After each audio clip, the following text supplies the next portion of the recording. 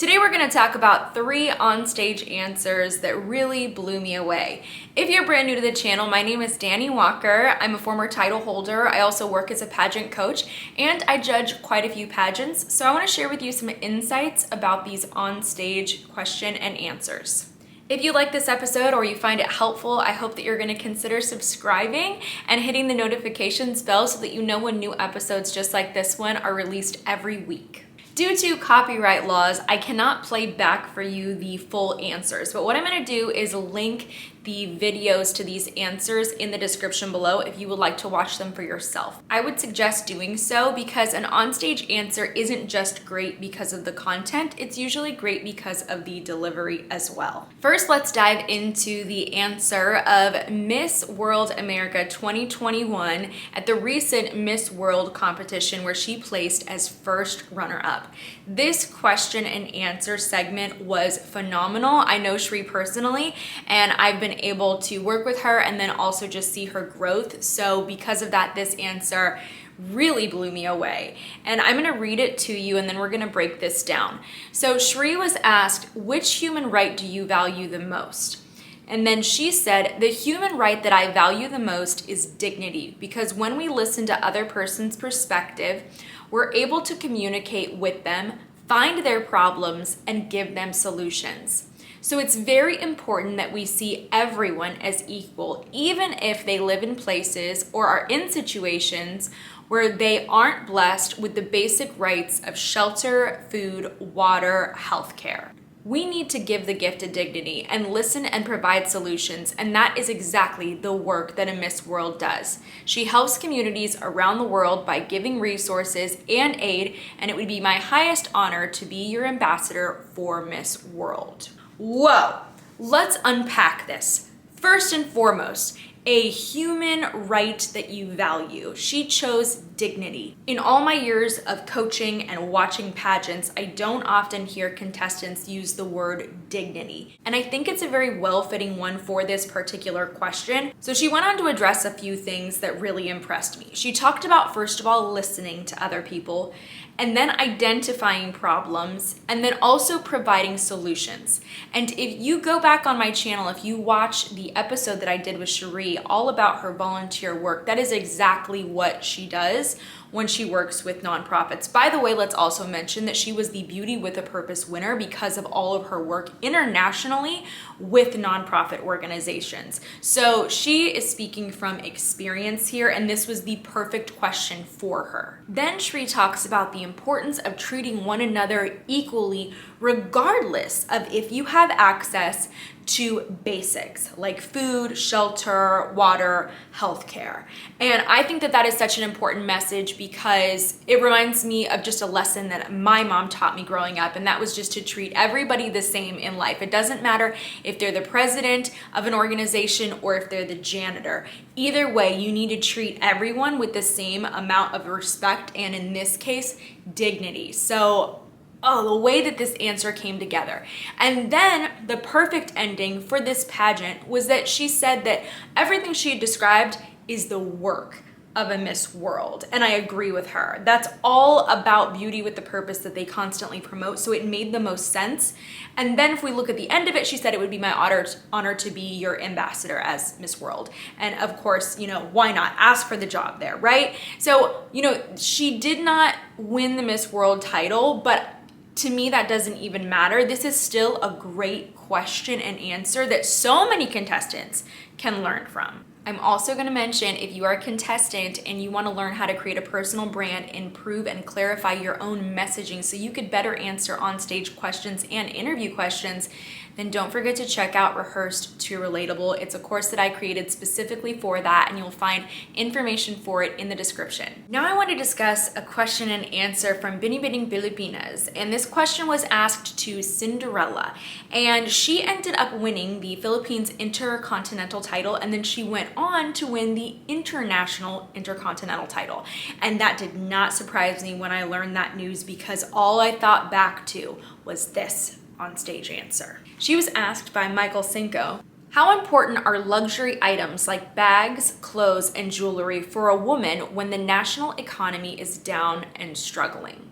Here was her response. Women in life always find ourselves at a crossroad of choices. Women always have a choice whether to prioritize luxury items while we are facing a pandemic, and also they have the choice to embrace a concept of a new beautiful, which is responsive to the needs of the time, adaptive to the change of times.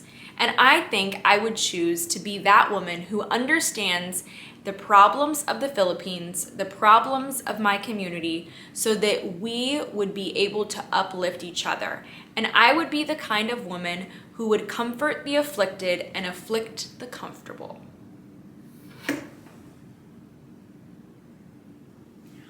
When she said that answer, when I watched this competition, I was like, there's no way that she's not walking out of this competition with a title. Absolutely no way. She had a great performance, but this sealed the deal. This is the power of an onstage question, a great onstage question. She has a really interesting approach to this answer. So instead of describing how important these items are or are not, instead what she goes into is she gives you two choices here. She's like, sure, we can always prioritize these luxury items, but then also we can embrace something new and different that's reflective of the times. What I think she's really alluding to here is to be sensitive of other people's situations during these challenging times. And that right there is how you answer a question with consideration for others and compassion. And that is really at the core why I think this answer was so great. And then here we go. She's not done. She goes on to say, though, that she is that woman that is going to consider the problems in her country, the problems in her community. So what does that really mean? It really kind of means putting other people first, even if that means missing out or passing up luxury items for the sake of you being able to assist those in your community, to help other people. And the fact that she said that she sees herself as that woman, I think is powerful, because she's describing herself and who she thinks that she is or how she sees herself. And that is sharing something about her that's important for the judges to know. They're really learning something that can shift their opinion, that's going to shift their score when they write it down on that scorecard.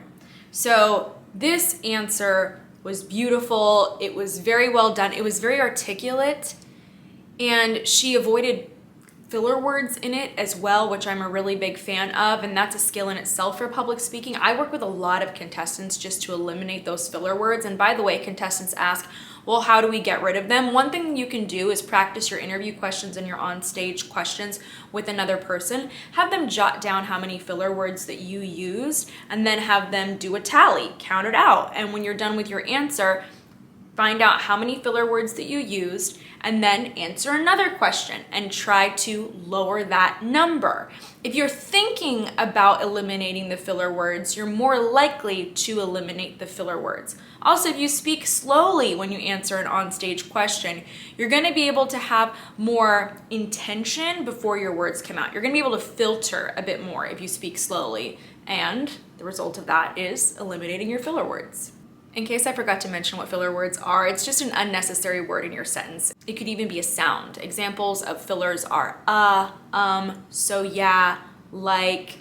Those are things that I hear a lot when I work with contestants for their interviews or onstage questions. If these answers are impressing you too, comment Queen down below. The last question, or questions, shall I say, that I want to cover today that I think are a great example are the answers of Miss World 2019. Now, let me add to this though, and this is why I think it's important for you to actually go and watch these yourself and listen to them. I think that the fact that Miss World 2019 is not only eloquent, but she is charming, added to the appeal of her answers. Take my word for it or go back and watch it yourself, but you have to see what I mean. The format of Miss World 2019 allowed for 2 onstage questions, and they were pretty short, so I'm gonna actually share both of them with you because both of them I think helped to influence the judges to pick her. And when I heard her question, she was without a doubt my winner. And when I heard her answer, she was without a doubt my winner this year. So she was asked directly, why should you win? And by the way, this is the #1 question I think all contestants should be able to answer uniquely. She said, I think I represent something special. a generation of women that are pushing forward to change the world. I wouldn't say I'm different from any other woman on this stage, but I will say that my passion for women and pouring into them and making sure they have the same opportunities that I've had sets me apart. The end of that answer is actually directly answering the question. Why should you win? Because of my passion for women, pouring into them and making sure they have the same opportunities that I've had. That's actually the answer. But the lead into it is what I really liked. Most notably, the moment where she says, I wouldn't say I'm different from any other woman on this stage. That's important to note because a lot of women in pageantry do have similar things in common. I actually will share a quick story with you about judging where there was this contestant. She walked in, she looked beautiful, she was doing pretty well. She seemed like she had a little bit of a wall up in her interview, and we were trying to get past that in the interview because this girl looked like she had great potential. Then we asked her a variation of what makes you different from other contestants, and this contestant threw everyone under the bus. She told us that she's different from other contestants because she knows without a doubt that she works harder than anybody else here. Did she provide an example of how she works harder than anybody else? No, but she just knows she works harder than everybody else. And it blew me away because all I could think of was, how do you know that?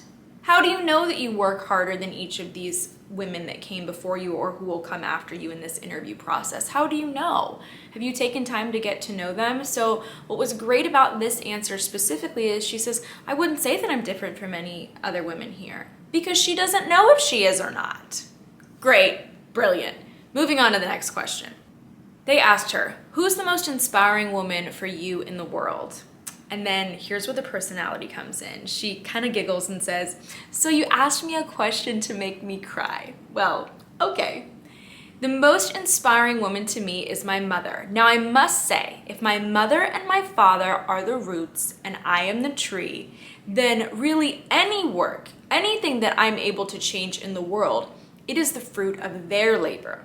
I have watched her pour everything into me, even at the sacrifice of her own wants, her own needs.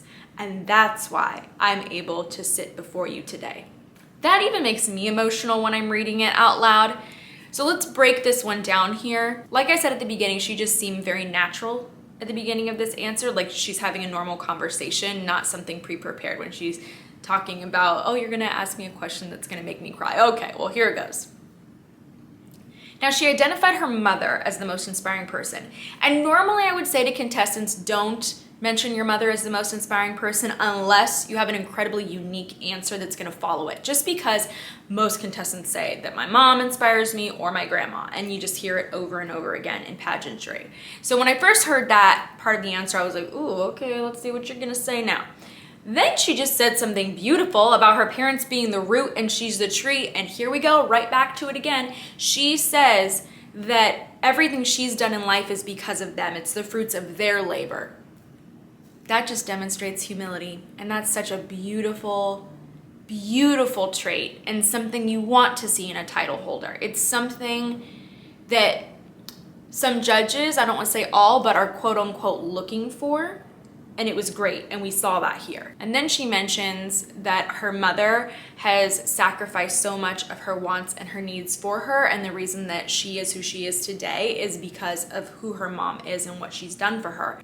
And I will say, when you hear that, for me, I'm visualizing her mother. I'm visualizing all the things that her mother did to sacrifice for her, all the hard decisions that she had to make so that she could be on that stage right there in that moment. And personally, I relate to that. I have a mom like that. I have a mom that I'm working my butt off on my YouTube channel because I want to be able to help my mom in the way that she was helping me when I was growing up.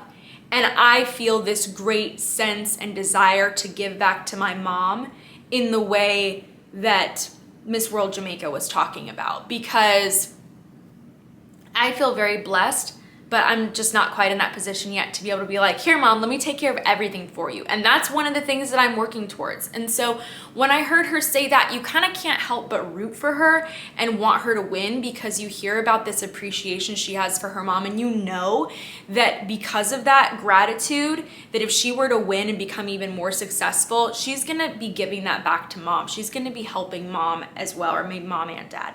So that right there made it so relatable, and it made it such a great answer. And I want everybody to keep in mind that these are just my personal opinions, and my personal opinions and the way that I understand these answers is just like the way that any other judge really could understand the answers. You have to know that any judge on a panel is kind of a random person, and they're coming from a different walk of life.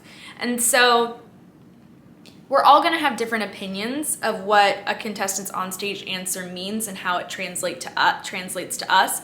But I do think that these answers that I've shared today have some really universal messages in them, that it kind of doesn't matter who you are or where you're coming from, you're gonna pick up on those things from these questions. And that is why I wanted to share them with you today. That's it for today, but I hope you enjoyed this episode, because I've gotten a lot of requests for episodes about onstage question and answers. So if you have something else that you want to see on the channel, don't forget to leave that in the comments below. And if you need more help for your pageant, then I would suggest checking out my pageant prep playlist that I'll link right over here. Thanks for joining me for this episode, and I hope to see you next time.